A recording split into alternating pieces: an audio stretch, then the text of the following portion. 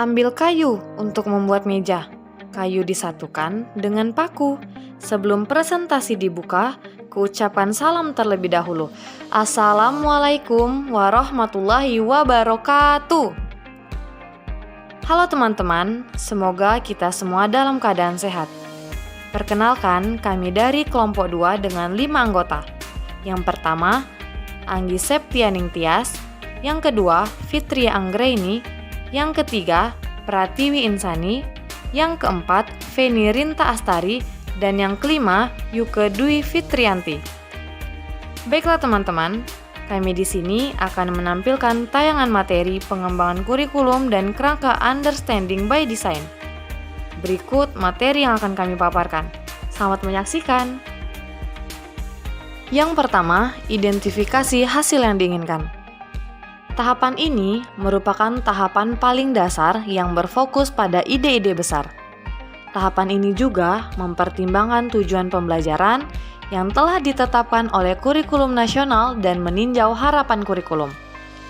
Umumnya ada banyak materi yang harus dibahas, namun tidak sesuaikan dengan waktu yang tersedia. Maka, pendidik harus membuat pilihan atau prioritasnya. Prioritas pembelajaran ditentukan berdasarkan kinerja jangka panjang sehingga pada akhirnya peserta didik dapat melakukan apa yang telah dipelajarinya. Understanding by design menekankan aktivitas transfer. Artinya, apa yang telah dipahami saat pembelajaran dapat ditransfer dalam kehidupannya. Peserta didik berprestasi bukan hanya unggul di kelasnya, namun dapat menggunakan pembelajaran di lingkungannya. Adapun beberapa hal yang perlu dipertimbangkan dalam tahapan ini meliputi 1. Pemahaman yang dipilih harus bertahan lama, mudah diajarkan dan berdasarkan pada ide-ide besar inti materi yang diajarkan. Yang kedua, pemahaman yang dipilih harus dirangkai oleh pertanyaan-pertanyaan yang memicu penalaran atau pertanyaan penting, membangkitkan penyelidikan yang sungguh-sungguh dan pemikiran mendalam, serta mendorong transfer pengetahuan. Pertanyaan penting yang disusun harus merangsang, dapat diperdebatkan, dan cenderung menghasilkan penyelidikan seputar ide-ide inti. Yang dimaksud di sini adalah bukan jawaban tepat atau hanya ada satu jawaban. 4.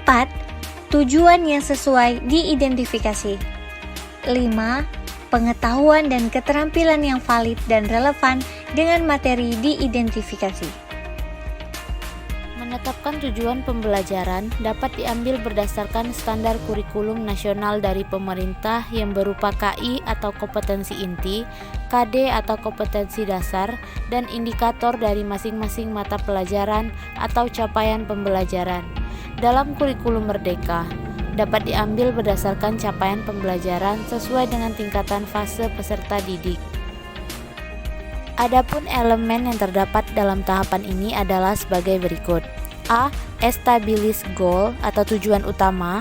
Pendidik menentukan tujuan atau ide besar utama yang ingin dicapai dalam proses pembelajaran.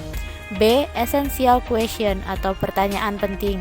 Selanjutnya, pendidik menentukan pertanyaan yang dapat mendorong siswa memahami, menyelidiki, dan mengalami transfer belajar. C. Understanding. Pendidik menentukan pemahaman spesifik yang ingin dicapai dan peserta didik juga akan memahami apa yang akan mereka pelajari. Ikuti dan menjawab pertanyaan yang disusun pendidik. Peserta didik mampu membangun pemahaman mengenai tujuan pembelajaran itu sendiri. Baiklah, itulah presentasi dari kelompok kami. Jika ada salah kata dan perbuatan kami mohon maaf. Kepada Allah kami mohon ampun. Petik mangga dapat 5, cuci dulu supaya bersih. Presentasi kami tidaklah lama, cukup sekian. Terima kasih. Wassalamualaikum warahmatullahi wabarakatuh.